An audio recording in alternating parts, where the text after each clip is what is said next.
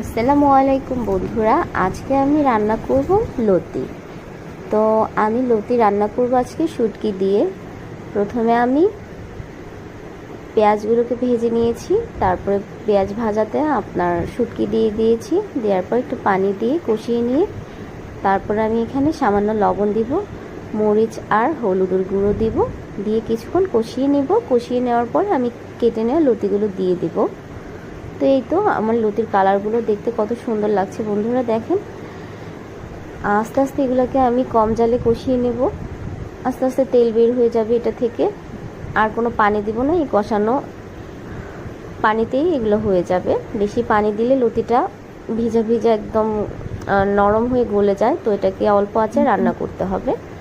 তা আমার লতি রান্না হয়ে গেছে, দেখতে পাচ্ছেন বন্ধুরা। আমি একটু ধনেপাতা দিয়ে দিয়েছি, মাখা মাখা হয়ে গিয়েছে। লতিটা দেখতেও